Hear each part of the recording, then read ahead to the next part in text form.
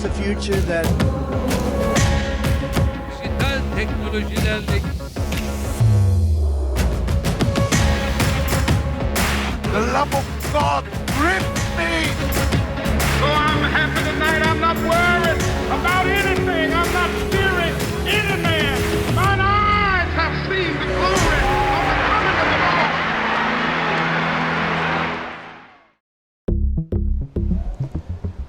Well, today we have a very exciting program for you.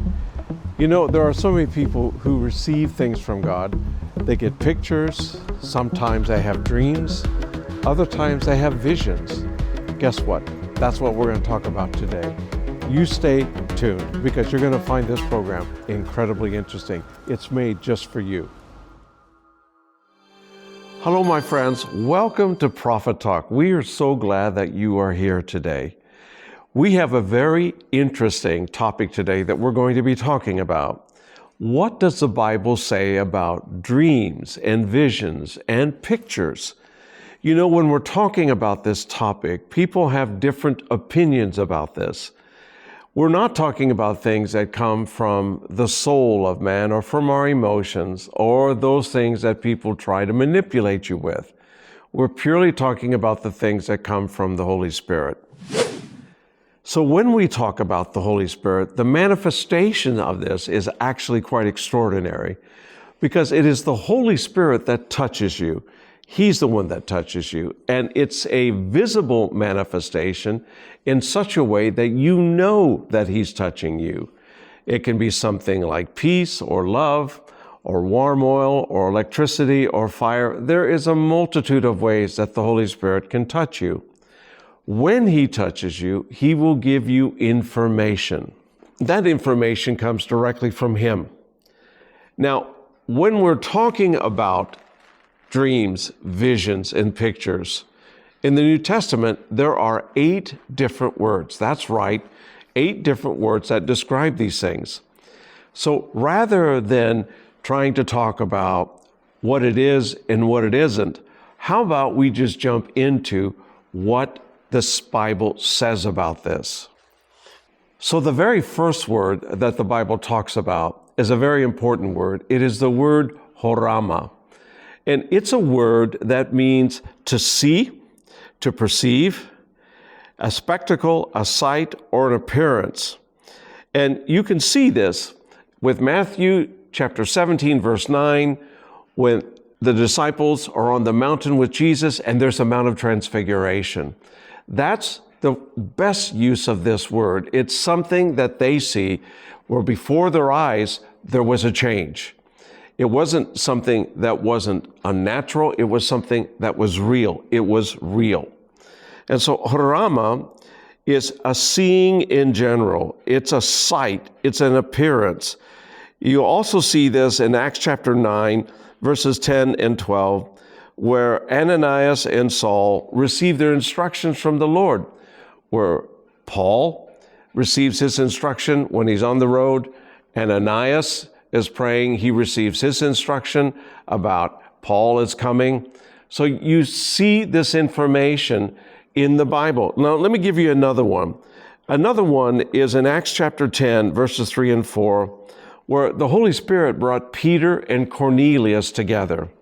Horama is a very interesting word because it doesn't mean that they think God is showing them something.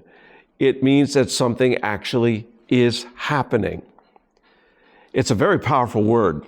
Think about when Peter and Cornelius, this wonderful, wonderful picture of how God brought down this sheet or blanket from heaven with all of these animals and gave this vision to Peter to let him know that he was going to bring something that wasn't quite Jewish and different from his culture and his own experience. So when this happened, he was prepared for Cornelius, and Cornelius actually saw something himself. There was an appearance that came before him, and God directed him to go to Peter, to meet him and to seek him out. So this word means an appearance. It means seeing. It's not something that you make up. It's something that's real. It has substance. So it's not an imagination. It's something that is right before your eyes. Now, when this comes, of course it comes by the power of the Holy Spirit. So is this actually something that's real? Or is this something that the Holy Spirit gives to you and you're seeing into the realm of the Spirit? Well, that's a very good question. And I think that when we talk about the other words, you will begin to gain an understanding of how all of these things fit together. So it is true with horama that God can give a vision, He can give an appearance in some way that gets His will communicated to us. Horama is a very, very significant and an important word. Now, another word that is very, very important is the word horasis. Horasis. Now, I know that these words may be a little bit difficult, but when we're talking about vision in particular, there are different words that describe what they saw, what they experienced, and this is one of them. It means a sight or a vision that's either physical or spiritual, something that is inside of you, something that is on the outside of you. It only appears 2 times in the New Testament, and these two times are with Acts chapter 2, when Peter brings a prophetic message about young men will see visions, and in Revelations 4:3, where there's this thing about they're seeing a jasper stone, and the king was sitting on this stone. So this is a particular interesting word in that it's not like the first word that we looked at. This is a slightly different word. It means that there is an appearance, but we don't know if we're in the body or out of the body. Isn't that interesting? It was so strong that they couldn't understand if it was something that was internal or something that was external.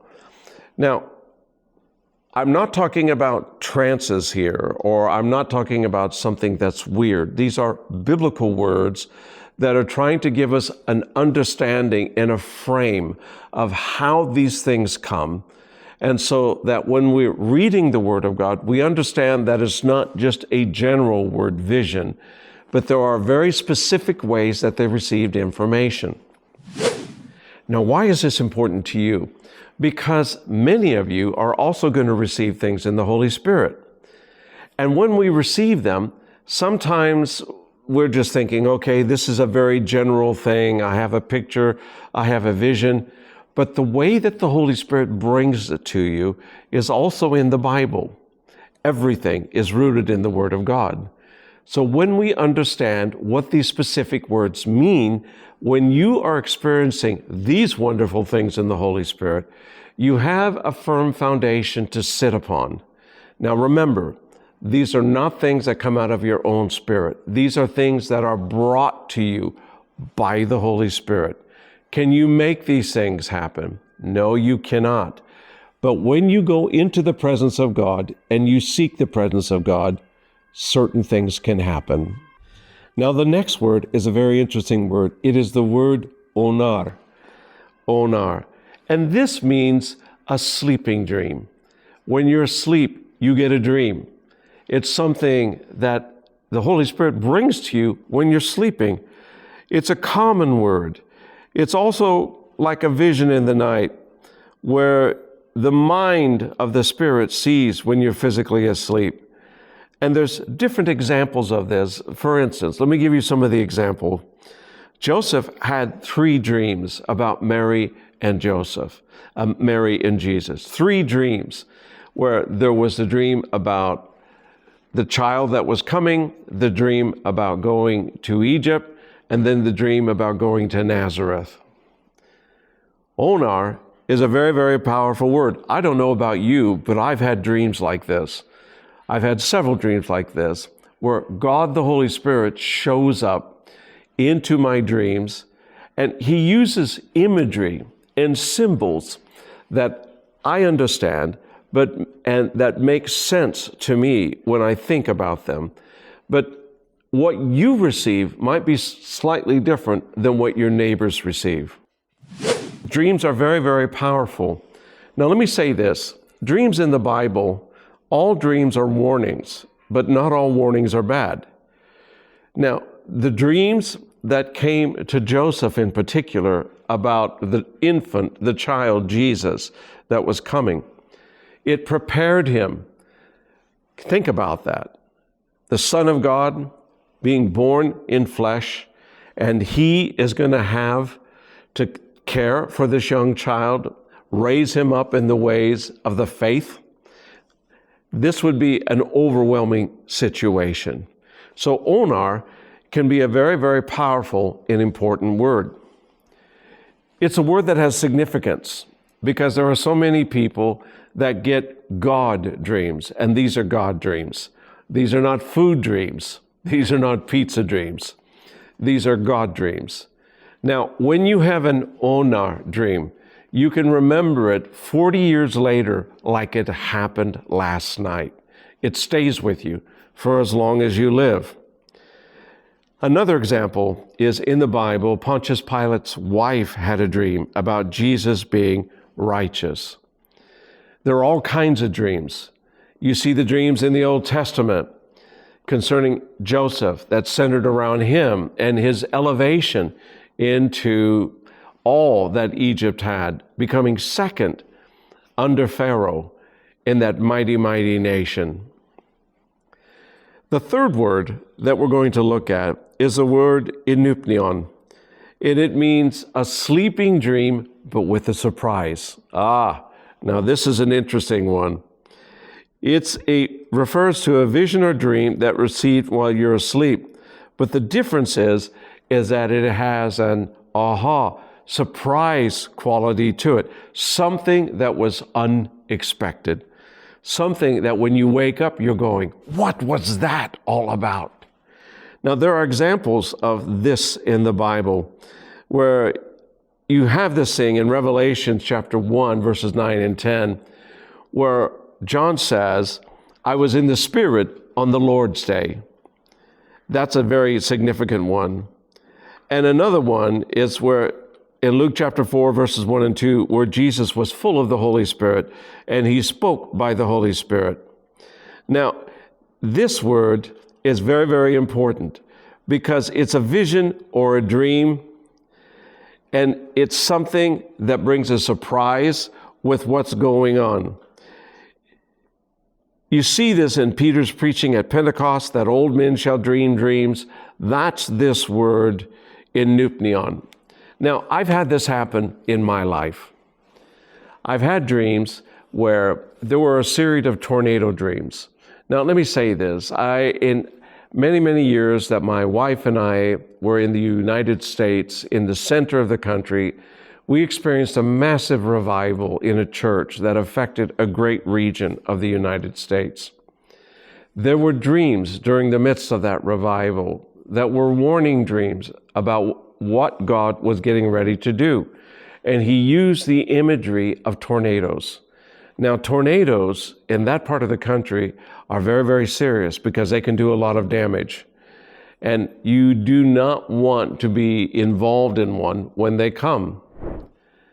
So in these dreams with these tornadoes, there were also images and people, and it was difficult for me to understand. I would wake up and I would be overwhelmed. And sometimes for days, I would be thinking about what this was really all about. But what it was really all about is that 3 years later, the situation in that church situation blew up because of some things that appeared where people wanted to be ambitious in ways that they shouldn't have been. So God was giving us a warning about what was going to happen. Could we have prevented it? Well, we tried. But you know, sometimes things just get in the way of the will of God. So images in these dreams that happened when the Holy Spirit brings them, you can wake up fully refreshed in the morning, but really overwhelmed by these incredible surprise dreams. Now let's look at the next one. The next word is a very interesting word. It's a little bit of a long word. It's the word egonome, and it's a fascinating word. It's a word that means when you receive the revelation, it means I was in the Spirit. You know that you are in the Spirit. You know that when this happens, that you are aware. It's not a dream thing. It's not the horama or the horasis where there's an appearance, but where you know that you're in the Spirit, that the Spirit is actually leading you and directing you and bringing you to a destination. Now, I've actually had this in my life, and it was such a powerful experience because it propelled me with a call to Europe. So this particular vision happened in a church situation. In the midst of this revival, it was a 90-minute being carried up in the Spirit. Now, did I see heaven? No. But I saw the library of heaven, and I saw books, and I saw names of people, and I saw the Lord, and I saw four-faced creatures. And God gave me specific instructions out of that vision that propelled me into Europe, that are still unfolding with the things that He has me doing. Now, that's very comforting to know that I'm doing the will of God and everything that I'm trying to do to bring honor to Him. I don't always succeed in that, but I do the best that I can. But this word means that the Spirit actually takes you to a destination. Now, this was such a powerful experience with me that when people would come and try to pray for me, lay hands on me, there were several hundred people there. When people would come up and try to pray for me, that they would be hit by the Holy Spirit and they were falling out under the power of God. And they were there for almost an hour. And we're not talking about 5 or 10. We're talking about 20 or 30 people that were coming forward. And the rest of the church was worshiping and praising God. It was an overwhelming experience for me and for them. It's a very, very powerful word. So when people say that they are carried up in the Spirit and they see things in the Spirit, there needs to be substance that follows. The substance is there needs to be a complete change in the ministry. And if this actually happens, it means that what follows afterward is in the power of the Holy Spirit, because you receive a commission from Him to go forth and to do the things that He is commanding you to do. In this particular vision, I was taken by the hand by an angel under the direction of the Lord all over Europe, and I saw fire springing up all over Europe. And I knew that these are things that would be happening in Europe, and possibly I would be involved in some of them. I can't say all of them because this was all directed by the Holy Spirit. But I did know that what I was seeing was a promise that God was going to move all over Europe with Holy Ghost fire, power, revival. Isn't that wonderful? And I know that this is going to come to pass. The next word, hallelujah, we're on a journey here together, and this is very, very important, is the word apocalypsis. I think you know what this word means. This word actually means revelation. It's a very, very powerful word. Let me try to explain it to you. It describes something that appears, something that you pull back the covers that isn't seen, and it's uncovered, and you actually see this. And so you see different scriptures that give the description of how this word is actually used. In Romans chapter 16, verses 25 and 27, Paul talks about the revealing of the mystery of what God wanted to reveal about the Gentiles in the earth. You see the same thing in Ephesians chapter 1, verses 17, where Paul prays for God to give us the spirit of revelation and wisdom. And in Revelation 1:1, it talks about the revelation of our dear Lord Jesus Christ that was given to Paul. This word is incredibly important. It means something that hasn't been seen. So a revelation is something that is hidden. It's there, but you can't see it because God has not pulled the blanket or the covers or the veil off of it. It's always been there, but when He reveals it, it makes incredible sense. You see revelation all over the Bible. And when you read the Word of God, you can also have revelation because the Holy Spirit will pull the veil off of your heart and will give you inspiration and direction. Isn't that wonderful? It's an incredible word. The word revelation in the Bible. I love that word because it also means something that is forward-looking. When there is a revelation, it's not just about now, it's also about what is coming. It prepares us. God shows us something, not just to encourage us in the now, but also to get us ready for a positioning in the future. Think about that. That's why this particular vision is incredibly important. The next word is the word ecstasis. Now, ecstasis is a word that means astonished, overwhelmed, excited. It's something that can happen when you're in a trance situation. It occurs 7 times in the New Testament, and every time that it was used, it meant being shocked or overwhelmed or completely astonished by what was going on. There's not really even English words that can describe the whole panorama, scope of what this word actually means. And scriptures like this in Acts chapter 3, verses 9 and 10, the response of the people when the paralyzed man gets up and walks around. And he'd been paralyzed for his whole life. Silver and gold I don't have, but what I have I give to you. They were overwhelmed by this.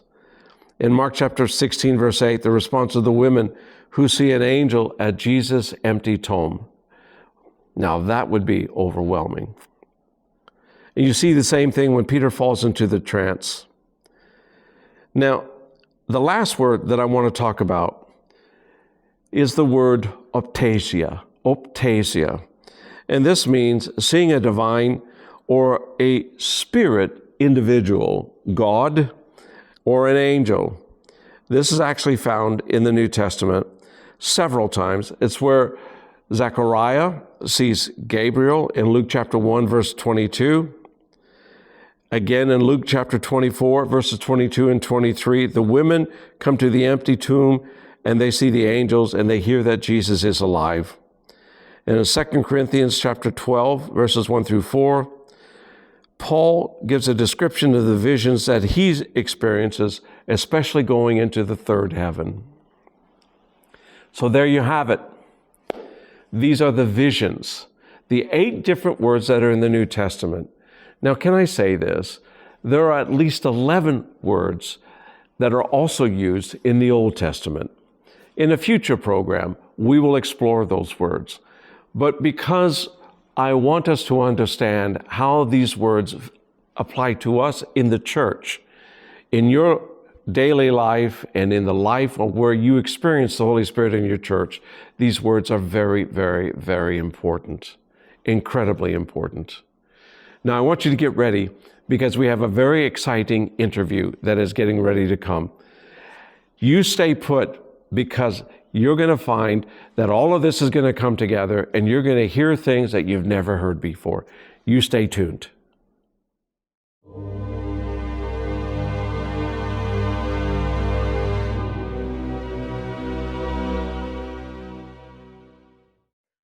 Hello, my friends. Well, we have the privilege today of having John Fenn, who is the leader and founder of Church Without Walls International, a family and network of churches that are spread throughout the world in at least 40 countries that I have heard about.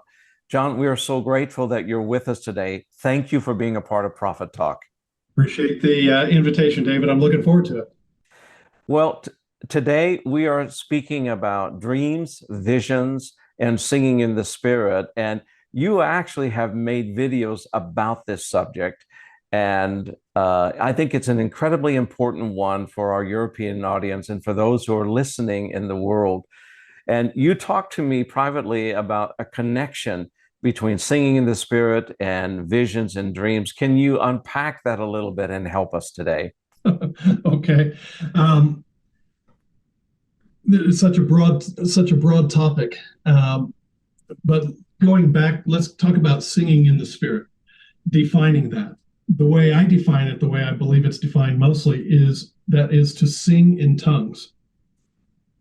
It can also happen that you are singing in your native language a spiritual song, is what Paul calls it, where you may wake up one morning and just a song comes up out of your spirit and you just start singing that. And it's not necessarily in a tongue, in another language, but it's out of your own spirit, and it's called a spiritual song in Ephesians chapter 5 and verse 19 and 20. Singing in the Spirit, Paul addresses in 1 Corinthians 14, and he says this, the problem is this, he says, if I pray in tongues, my mind doesn't know what's being said. And if you've experienced this before with the baptism with the Holy Spirit, you can be reading something or watching TV or a movie, but praying in tongues under your breath.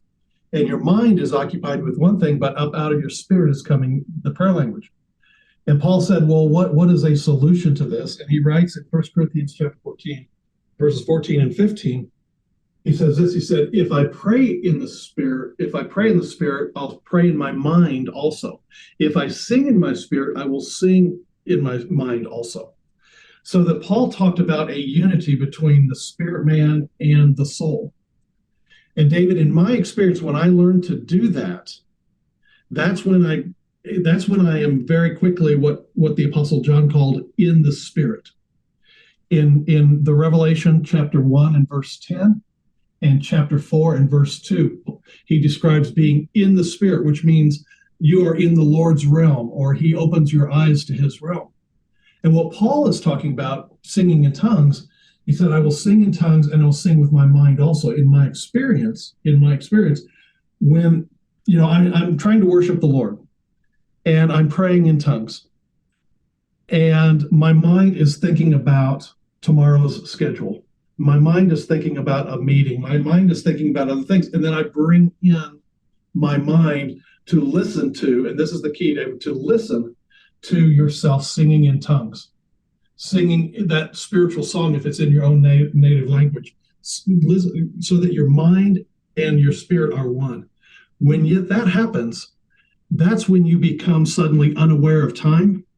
That's when you become unaware of things going on around you. You're so focused because your spirit and your mind, you're paying attention. You are listening to yourself sing in the Spirit. You're listening to yourself sing in tongues, and you become so focused on that, you get lost in the Spirit. And that's when trances happen. That's when a trance is when your physical being is suspended and you are in the Spirit. You are just aware of spiritual things. It is when, for me, oftentimes the Lord will open my eyes to his realm. And to, as you say, unpack that, if people can get into the practice of singing in tongues and then taking the time to discipline the mind, to listen to yourself as you sing in tongues, there's a point where you become one, and then you can be in the spirit realm. When I first started this, when I first realized that, tried to apply what Paul said in 1 Corinthians 14, verses 14 and 15, when I first tried to apply that, I looked at my watch, and it was 50 minutes, almost an hour, before my mind worked through the dripping faucet, tomorrow's schedule, what did I not get done today, and I'd bring those thoughts, I'd fight to bring those thoughts back. And then I remember looking at my watch one time, and very quickly, just with the discipline, it took about 10 minutes to work through that. And then now I've trained myself over the years, last 30 years or so. And so now I can just, as soon as I'm praying in the Spirit, I'm listening to myself and my mind is there, and I could be there. So what I would recommend is for people to perhaps put on some favorite worship. And what I mean by worship, I'm not talking about horizontal songs. You know, I say this, but you say that. You know, I can do all things in Christ. That's very horizontal. That's very me-oriented. True worship is vertical. True worship is you are holy, you are good, you are righteous, you are worthy of all glory and honor and blessing. True worship goes vertical. So find songs that are just vertical, that are going right to Him, and let that flow out of your spirit and your soul.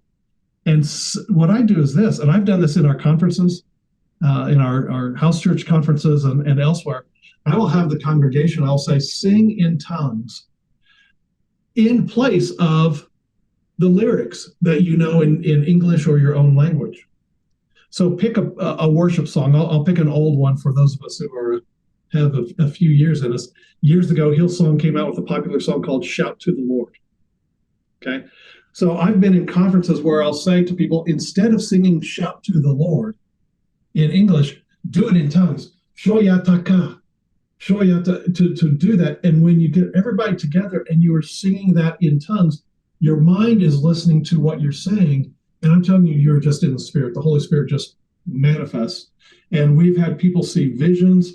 I remember, and oftentimes, and I'll say this for background, if people know me, when I was a teenager, the Lord called me. He told me, He said, I've called you to be a seer.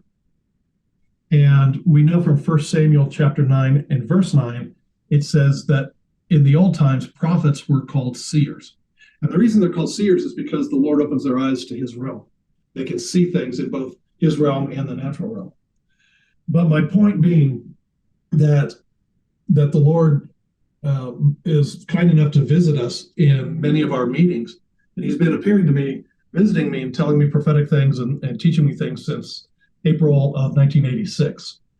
So it's not unusual for 4, 5, 6 people to see Jesus in our meetings, and others are taken away in the Spirit to visions, sometimes with Him, sometimes other things. Sometimes they feel Him embrace them. They're very aware of things.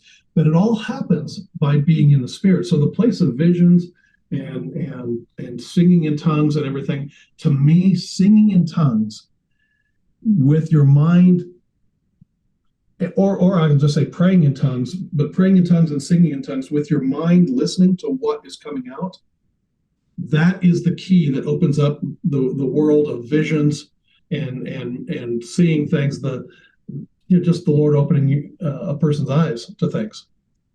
If I would take the category of spiritual dreams, I would say this, that the internet has given rise to everybody who has a dream posting it and making it spiritual when maybe not all of them are. Maybe some of them are from their fears. And you will know this if it instills fear in you. James chapter 3, from about verse 14 through 16 or so, says that the wisdom from the world produces or gives off confusion and envy and strife and every evil thing. But the wisdom from above is pure and peaceful and gentle. So you'll be able to sense the grace that is in a true spiritual dream. Because my experience, again, has been that even when I have had spiritual dreams that are about something bad, the presence of the Lord so overwhelms that there's no fear involved. There's always the Lord's assurance.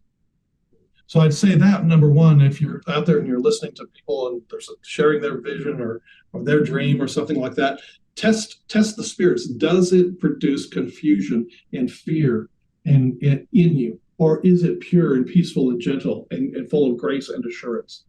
That grace and assurance, that peace, that's the wisdom from above, according to James chapter 3. In Scripture, every dream from the Lord was understood or interpreted almost immediately. Very short distance between the dream and the interpretation. An understanding of that would be, let's say, from Joseph's dreams in chapter 37 of Genesis. You know, he dreamed that that his brothers represented 12 sheaves of grain, and that they bowed down to his stand of grain. and that he saw the sun and the moon and the stars, which stood for his father and his brethren, and they bowed down to him. Another example would be Pharaoh, who had a dream, but he went through the wise men. Nobody knew what it meant.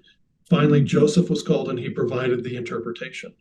And so we see this with Daniel in the book of Daniel, that if somebody's got a spiritual dream, then if it is from the Lord and he wants you to know what it stood for, then he'll provide the interpretation or the understanding relatively quickly.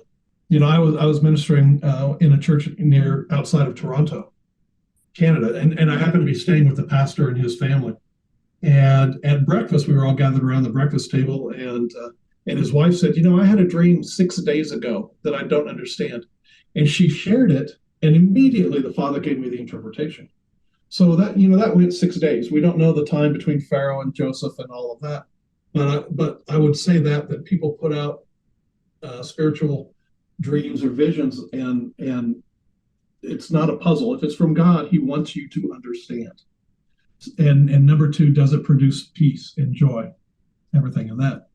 But anyway, that's kind of a background there, or what are your thoughts, or what are your questions there? I think that's phenomenal, and I think that's incredibly helpful for people to understand even the basics of this. You made a wonderful comment to me where you said that there is a correlation between singing in the Spirit and visions. And how does that work? Once you are in the Spirit, and like I said, the quickest way, people say, how can I get in the Spirit? How can I have visions? How can I do this? I'm just telling you that 1 Corinthians chapter 14, verses 14 and 15, Paul outlines that necessity to be praying in tongues while at the same time in your mind paying attention. Praying in your tongues or singing in tongues, and also in your mind. And you just have to work through it. It's a discipline. A lot of people want to have an experience, and the Lord won't give it to them, right? Because they will elevate that as an idol. And if I could, I would say it this way, that Christianity is by its nature supernatural. On the day of Pentecost, when people said, what is this? And Peter said in Acts chapter 2, from verse 16 through 20 there, he said, this is what Joel was talking about. In the last days, I will pour out my Spirit on all flesh. Old men, young men, boys and girls. Your old men will dream dreams. Your young men will see visions. So this is part of being in the Spirit. This is part of walking with the Lord. If Christianity is not supernatural, then it's only a philosophy, a powerless set of morals, of standards. And I urge people, what happened to me as a teenager, David, real quickly, is you have to get the mindset that the book of Acts is normal Christianity. You say, how does that work? I walked folks through praying in tongues and praying in your mind also, and just being aware of that and focusing on that to where you're centered in there. But the reality is that the foundation of that is you have to think this is normal. The book of Acts is normal Christianity. It's normal to see the Lord. It's normal to see angels. It's normal to heal the sick, cast out demons, to have both Peter and Paul talk about being in trances, Acts chapter 10 and Acts 23. These things are normal. They're not to be afraid of. They're not super mystical or for only the big names. This is boys and girls, men and women, young and old, to experience the things of the Spirit. So I encourage people to go to the book of Acts, and when you read it, say, this is normal. What I see around me, that's abnormal Christianity. That's abnormal Christianity. Normal Christianity is the book of Acts. I say amen to that. And there is such a lack of supernatural that is happening. And we call that the dynamic also in the church today, overall in the Western world, that what you're describing is absolutely necessary in the modern day church.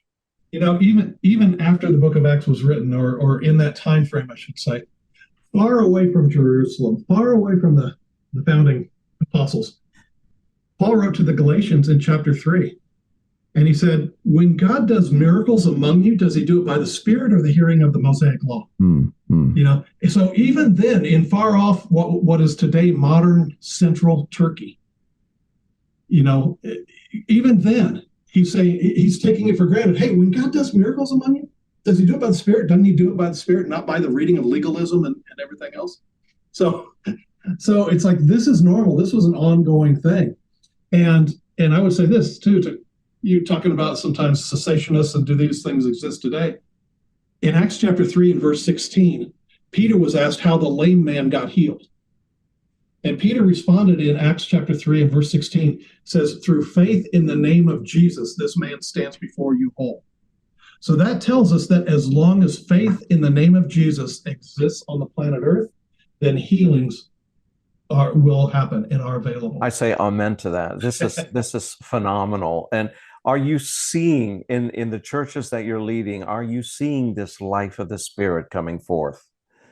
You know, we do, but it's just like, you know, when you read Paul's letters, each church had its own personality. The Corinthians, the Romans, you know, each body in each city was a little different. And to the Corinthians, he talked to them about the gifts of the Spirit flowing. To the Galatians, he just said, hey, there's miracles happening among you. Think about it. It happens by the Spirit. Again, to the Ephesians, he said, you know, don't be drunk with wine, but be filled with the Spirit. Ephesians chapter 5, verses 18 through 20. Singing to yourselves in psalms and hymns and spiritual songs and making melody in your heart. So yeah, we see that it varies by region. It varies by house churches. We're in 45 or 50 nations now, and thousands of house churches. And house churches are a living, breathing dynamic. We find that the greatest miracles are through the relationships. We've had things happen. I mean, you know, like you read in the Gospels. We've had miracles that, like you read in the Gospels, but they are so commonplace, or they're so part of the norm, that we really don't pay that much of attention to them. It is part, when you have the mindset, when you truly believe the book of Acts is normal, then having an answered prayer, seeing a miracle, laying hands on somebody and having them instantly healed, or healed the next morning, you know, when they wake up or whatever the case is, and that back has been healed or whatever. When you think this is normal Christianity, its healings and miracles are just like normal, just like we gather, we eat a meal, we pray in tongues, we worship, we see miracles. This is all part of the mix of just what makes a dynamic, living Christianity. And so, yeah, we see that all over the place. And God is especially moving in the relationship-based churches, whether they are strictly home-based churches or small congregations that meet together in a building somewhere other than a home. Wherever those relationships are, we find that the Lord does miracles through the relationships, I mean, via the relationships, laying hands on one another. And it's just such a part of normal life that we don't even give it a thought. Amen. Well, and we have a minute left. Could you pray that there would be a release of the Spirit on God's people throughout Europe, to those who are listening to this right now? Yes, because I love coming to Europe. I love the people of Europe, been all over. Heavenly Father, you know, the first thing is that I ask that you give everyone the spirit of wisdom and revelation and the knowledge of you, so that they can know the hope, the calling that is extended, the invitation that is extended. And I ask that you open their understanding for that foundation, that the book of Acts is normal Christianity, that their faith should be alive and active and full of miracles and seeing your faithfulness. So I ask, Father God, for you to meet everybody where they are right now. And I ask for you to pour out your Spirit, to stretch forth your hand, to quote Peter from Acts chapter 4, to stretch forth your hand by the name of your holy child Jesus, to do miracles and signs and wonders. Meet them where they are, Father. Cause them to be just alive and awakened. Let from this point forward a new vitality, a new life in their spiritual walk with you, and teach them and lead them how to be in the Spirit as they sing in tongues, sing in the Spirit there, and join themselves with you in the Spirit, Father. Thank you for doing that in Jesus' name. John, thank you so much for being with us today, and we're so grateful for that. Thank you so much. Thank you, David. Enjoyed it.